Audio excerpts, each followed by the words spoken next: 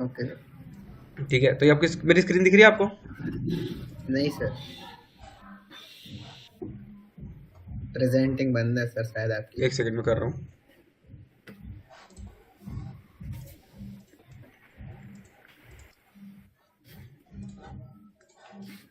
ठीक है, सो दिख रहा है आपको ये सीक्वेंस है, बिना सीक्वेंस के हम लोग काम नहीं कर सकते। तो फर्स्ट ऑफ ऑल हमें सीक्वेंस को समझना पड़ेगा कि सीक्वेंस क्या होता है और उस सीक्वेंस पे काम कैसे करते हैं, उसको क्रिएट कैसे करते हैं। तो सीक्वेंस को क्रिएट करने के लिए मैं नया प्रोजेक्ट बना रहा हूँ, या फिर इसी में मैं कर सकता हूँ, कोई प्रॉब्लम नहीं है मुझे। मैं सारा डेटा उठा के अंदर डाल देता हूँ। ठीक है, तो सपोज आपके लिए अभी कुछ नहीं है, इज अ ब्लैंक स्पेस। सो आपको अभी क्या क्रिएट करना है? सीक्वेंस क्रिएट सीक्वेंस करना सर। है। ठीक है, उस सीक्वेंस को क्रिएट करने के लिए क्या करते हैं? Right click, new item, sequence. ठीक है, सीक्वेंस मीन्स होता है ओके। ब्रॉडकास्ट, कि आपका वो जो ब्रॉडकास्ट है ये वो सारी चीजें उस पर काम कैसे हुआ। ठीक है, ओके सर। उसको आपको करना पड़ता है मैनुअली, कोई दूसरी चीज नहीं है क्रिएट करने के लिए, आपको मैनुअली वो सीक्वेंस को क्रिएट करना पड़ता है। विच इज लाइक ये होता है हमारा ब्रॉडकास्टिंग स्टैंडर्ड, कि हम किस स्टैंडर्ड पे काम करने वाले हैं, वो हमें कैसे दिखाई देगा, कैसे रिप्रेजेंट होगा, राइट। Yes sir. तो यहाँ पे हमारी सारी डिटेल्स हमें फिल करनी पड़ती हैं कि उसकी सेटिंग्स क्या होंगी, उसमें सारी चीज़ें, मतलब एवरीथिंग हमें यहाँ मेंशन करना पड़ेगा। उसका फ्रेम रेट, उसका फ्रेम साइज, उसका टाइम, उसकी ड्यूरेशन, उसकी फील्ड्स, उसका ऑडियो, एवरीथिंग मुझे यहाँ मेंशन करना पड़ेगा, तभी मैं उसके ऊपर काम कर सकता हूँ। तो वो काम कैसे करते हैं उसका आज हम समझेंगे। ठीक है, ओके सर। एक सेकंड होल्ड कीजिएगा।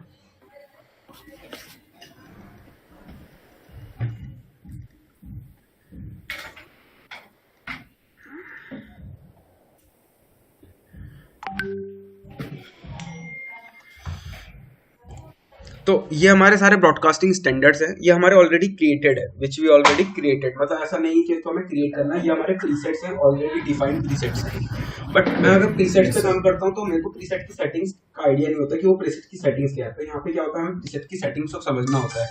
First of all we have to understand the preset settings, right. Yes sir. तो ये सारी प्रीसेट की सेटिंग्स हैं। तो हम यहाँ जाएंगे प्रीसेट सेटिंग्स में, इन प्रीसेट की सेटिंग को समझेंगे। यहाँ से क्या है, ये प्रीसेट्स ऑलरेडी प्री डिफाइंड हैं, तो प्री डिफाइंड पे हम लोग वर्क नहीं करते, हम लोग वर्क करते हैं सेटिंग्स पे। सो प्री डिफाइंड में ऑलरेडी डिफाइंड सेटिंग्स हैं, आप चाहो तो यहाँ से प्री डिफाइंड सेटिंग्स भी उठा सकते हो। और मैं कहता हूँ नहीं, मेरे को प्री डिफाइंड सेटिंग्स नहीं उठानी, मेरे को खुद की सेटिंग्स को क्रिएट करना है। तो how can we create? Just go to the settings and there is a settings, you can just create own settings. मैं अपनी सेटिंग्स यहाँ से खुद क्रिएट कर सकता हूँ। तो यहाँ से खुद की सेटिंग को क्रिएट करने के लिए हम जाते हैं एडिटिंग पैनल मोड पे। यहाँ से अगेन वो सेम प्रीसेट्स हमारे यहाँ वाले प्रीसेट यहाँ दिखाएगा। ठीक है, यस सर। ठीक है, तो यहाँ से मैं कस्टमाइज यूज करूंगा, कस्टम यूज करूंगा। तो custom after the customisation you can just use your settings. मैं अपनी सेटिंग्स को खुद यूज करने वाला हूँ यहाँ पे। सो वन बाय वन करके हम अपनी सेटिंग्स को समझते हैं। यहाँ लिखा हुआ है टाइम बेस, कि आपके यहाँ लिखा हुआ है फ्रेम डिवाइड बाई सेटिंग्स, यानी फ्रेम पर सेकेंड। ये कह रहा है एक सेकंड में कितने frame, how many seconds, how many frames in a second, मतलब कि एक सेकंड में कितने फ्रेम होंगे। अभी यहाँ पे लिखा हुआ है एक सेकंड में 25 फ्रेम होंगे। हमने पहले भी टाइम कोड को पढ़ा हुआ है। हम लोग काम करते हैं hours, minute, second and millisecond. But जब हम बात करते हैं वीडियो यस। टेक्नोलॉजी की, जब हम बात करते हैं वीडियो कॉन्फ्रेंसिंग की, ब्रॉडकास्टिंग की, तो दैट टाइम यहाँ पे हमारे वो चीज़ें फ्रेम में कन्वर्ट हो जाती हैं। तो वो फ्रेम में जब कन्वर्ट होती है तो हमें यहाँ पे आइडिया लगाना पड़ता है कि हम एक फ्रेम में, एक सेकंड में कितने फ्रेम पे काम करने वाले हैं।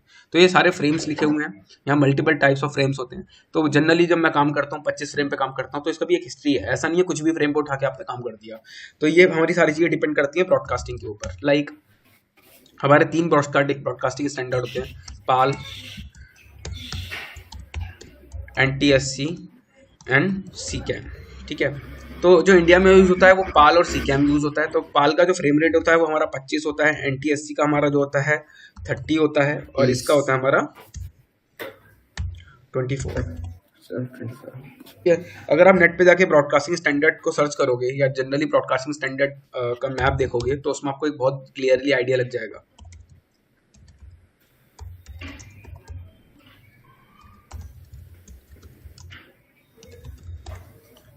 ठीक है, मैं कुछ नहीं, इमेजेस पे जाऊंगा, बहुत इजी, सबसे बढ़िया इमेजेस से समझना सीधे से। देखिए NTSC, सीकैम एंड पाल एंड सीकैम। तो हमारे इंडिया है, इंडिया में पाल, ब्लू कलर में पाल एंड पाल है। सीकैम दोनों यूज होते हैं। ठीक है, सो हम दोनों ओके कलर्स, सर। दोनों यानी दोनों ब्रॉडकास्ट इंडिया में यूज करते हैं। तो यू कैन सी दिस, बहुत इजी होता है इस चीज को, इस मैप के थ्रू किसी चीज को समझना। ठीक है, सो हम इंडिया पाल यूज कर रहे हैं, या फिर सी कैम यूज़ कर रहे हैं, वो हमारी चॉइस है, हम किस पर्पस के लिए कौन सी चीज़ यूज़ करने वाले हैं। ऑब्वियसली फ्रेम्स का डिफरेंस हमारी टाइम ड्यूरेशन और क्वालिटी पे भी फर्क पड़ता है।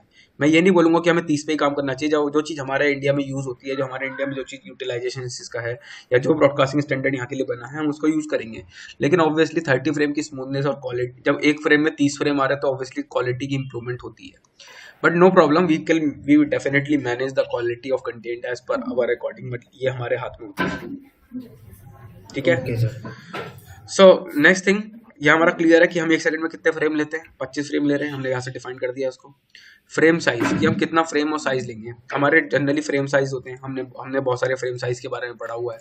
आज फिर हम एक बार फ्रेम साइज को गो थ्रू कर लेते हैं। तो अगर आप देखोगे हमारे बहुत सारे फ्रेम साइज यहाँ पे डिफाइंड है। ठीक है,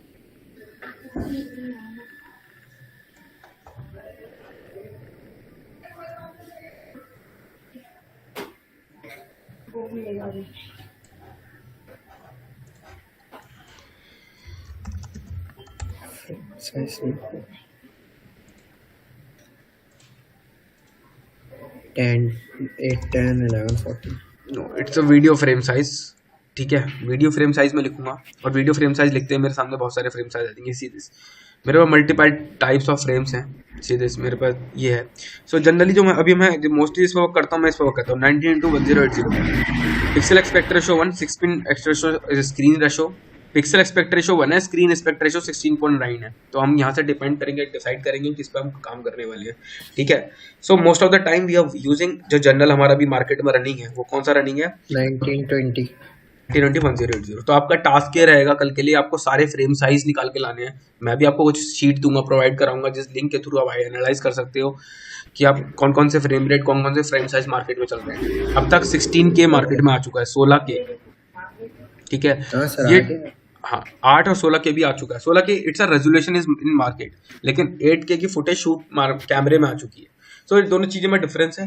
तो आपको ये फाइंड आउट करना, रिसर्च करनी है कि कौन कौन से फ्रेम साइज चल रहे हैं। 2K का रेजोल्यूशन क्या होता है, 3K का, 4K का, अल्ट्रा 4K का क्या होता है, ब्लूरे का क्या होता है। ये सारी चीज़ आपको पढ़नी पड़ेंगी, तब आपको थोड़ा सा आइडिया लगेगा कि कितने रेजोल्यूशन मार्केट में हो रहे हैं, इसकी कैलकुलेशन कैसे होती है। तो ये चीज़ मैं आपको बताऊंगा, लेकिन आपको खुद भी थोड़ा सा रिसर्च एंड डेवलपमेंट करना है। Okay sir.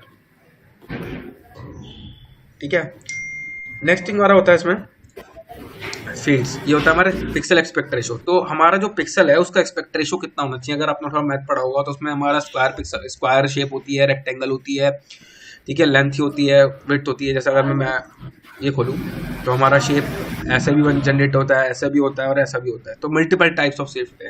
तो ये अभी जो पिक्सल हमारा जनरेट होता है, जब हम किसी भी लाइन्स को क्रॉस करके बनाते हैं ऐसे ऐसे करके, तो ऑब्वियसली पिक्सल हमारा जनरेट होता है। ये पिक्सल जो जनरेट हो रहा है हमारा, इस पिक्सल का साइज कैसा होना चाहिए? ऐसा होना चाहिए, ऐसा होना चाहिए, या फिर ऐसा होना चाहिए। ये सारे साइज हमसे पूछ रहा है। तो most of the time we are using square pixel, 1 each 1। ठीक है, स्क्वायर पिक्सल। Okay sir. ठीक है, जैसे आप स्क्वायर रखोगे ऑटोमेटिकली उसका रेशो चेंज हो जाएगा 16:9। स्क्रीन का रेशो 16:9 हो चुका है और पिक्सल का रेशो 1 ईच 1 हो चुका है। तो दोनों में डिफरेंस है, थोड़ा कंफ्यूज मत होना, थोड़ा समझने ध्यान से कि वो क्या कहना चाह रहा है। पिक्सल एक्सपेक्ट रेशो वर्क करता है हमारे पिक्सल के ऊपर, और स्क्रीन रेजोल्यूशन जो स्क्रीन का जो एक्सपेक्ट रेशो वर्क करता है वो स्क्रीन के ऊपर वर्क करता है। This is the screen expect ratio और दिस इज द पिक्सल का एक्सपेक्ट रेशो, दोनों में डिफरेंस है। ठीक है, ओके सर। नेक्स्ट होता है फील्ड्स। हम इसमें 3 टाइप की फील्ड्स पे काम करते हैं, लोअर फील्ड, अपर फील्ड और प्रोग्रेसिव स्कैन। जब हमारे स्क्रीन के ऊपर, आपने देखा होगा पहले यूट्यूब पे या फिर टीवी सीरियल्स के ऊपर आप वीडियोस देखते होंगे तो आपके लाइंस दिखाई देती होंगी, ऐसे ऐसे करके लाइंस आती होंगी। ठीक है, वीडियो की लाइंस होती है, ऐसा नहीं है कोई अलग से लाइंस बता रहा हूँ मैं, सेम वीडियो की लाइंस होती थी। मैं ट्राई करता हूँ अगर गूगल पे या फिर यूट्यूब पे वगैरह मिल जाए, आज भी आपको देखने को मिलती है। मैं यहाँ डालता हूँ lower field lines video, just try to use keyword, so हो सकता है मेरे को दिखाई दे जाए।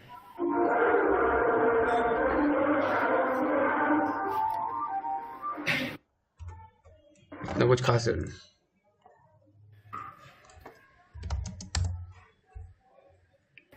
सी दिस लाइन दिखाई दे रही है? Yes sir. ये लोअर फील्ड की लाइंस होती हैं। सी दिस, अगर आप ऐसे लोअर फील्ड को रखोगे तो आपको लाइंस ऐसे दिखाई देंगी, अपर फील्ड रखोगे तो लाइंस आपको ऐसे दिखाई देंगी, प्रोग्रेसिव स्कैन रखोगे तो आपको एक्चुअल इमेज दिखाई देगी। ठीक है, दैट टाइम यू ऑलवेज रख रहे हैं सर। सॉरी, जो अब यूट्यूब वीडियोस में रख रहे हैं ना प्रोग्रेसिव स्कैन, क्योंकि अब तो लाइन और अपर फील्ड तो दिखता ही नहीं। नहीं नहीं नहीं, ये समटाइम्स दिखाई देगा। अगर आपको ऐसा समटाइम्स दिखाई देता है तो दैट टाइम इन्होंने फील्ड्स का यूज नहीं किया है। तो ठीक है, ये प्रॉब्लम है, ये कोई सॉल्यूशन नहीं बता रहा हूँ, ये प्रॉब्लम है। अगर आपको ऐसी कोई प्रॉब्लम किसी वीडियोस में दिखाई दे रही है तो दैट टाइम इन्होंने फील्ड्स का यूज नहीं किया है। सो आपको हमेशा फील्ड का यूज करना है, आपको यूज करना है नो स्कैन, नो फील्ड्स। मैं आपको फील्ड का यूज नहीं करूंगा, अपना प्रोग्रेसिव स्कैन पे वर्क करूंगा। समटाइम हम कहते हैं हमें लोअर फील्ड पे अलग वर्क करना है, अपर फील्ड पे अलग वर्क करना है। जब आप किसी भी स्कैन पे वर्क करते हो, किसी निगेटिव पे वर्क करते हो, तो आपको लेफ्ट पे और राइट पे दोनों पे अलग अलग वर्कआउट करना पड़ता है। ठीक है, सो दैट टाइम यहाँ पे हम यूज करते हैं नो फील्ड यानी प्रोग्रेसिव स्कैन।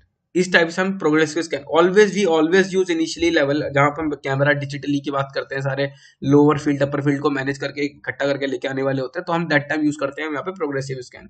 हम अलग अलग फील्ड्स को यूज नहीं करते, हम एक सिंगल स्कैन पे वर्क करते हैं, इसका नाम होता है प्रोग्रेसिव स्कैन।